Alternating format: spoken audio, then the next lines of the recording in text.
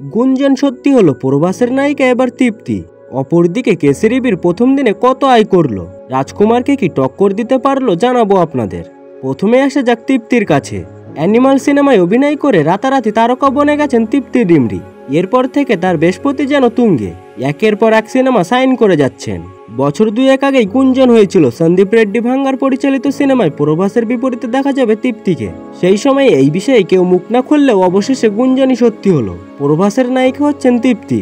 গতকাল শনিবার এমনটা নিশ্চিত করেছেন নায়িকা নিজেই। সামাজিক যোগাযোগ মাধ্যমে এক পোস্টে অভিনেত্রী সিনেমাটির ঘোষণা দেন, যেখানে তিনি জানিয়েছেন অ্যানিমেলের পর আবারও সন্দীপ রেড্ডি ভাঙ্গার সঙ্গে আসছেন তিনি।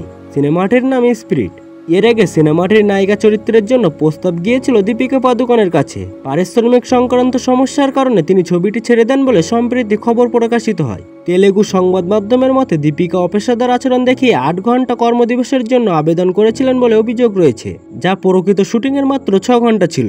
তিনি 20 কোটি টাকা পারিশ্রমিকও চেয়েছিলেন এবং ছবির লাভের অংশ দাবি করেছিলেন। সেই রিপোর্টে আরও দাবি করা হয়েছে যে তিনি তেলেগুতে সংলাপ বলতে অস্বীকৃতি জানিয়েছেন।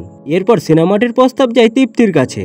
স্পিরিট সিনেমার জন্য প্রভাসের পর এখন পর্যন্ত শুধু তৃপ্তি ডিমরি নামে নিশ্চিত করা হয়েছে।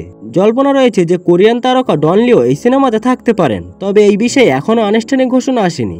একজন গ্যাং লিডার তার মৃত বন্ধুকে দেওয়া প্রতিশ্রুতি রক্ষা করার জন্য অন্য অপরাধী চক্রের সঙ্গে লড়াই করার গল্প নিয়ে গড়ে উঠেছে স্পিরিট সিনেমার গল্প। অপরদিকে রাজকুমার রায়ের ভুলচুক মাপের পাশাপাশি বক্স অফিসে এসে হাজির হয়েছে সুনীল শেট্টির কেসরি বীর। 23 মে মুক্তি পেয়েছে এই দুটি ছবি। বহুদিন ধরে এই ছবিটি মুক্তির অপেক্ষায় ছিল।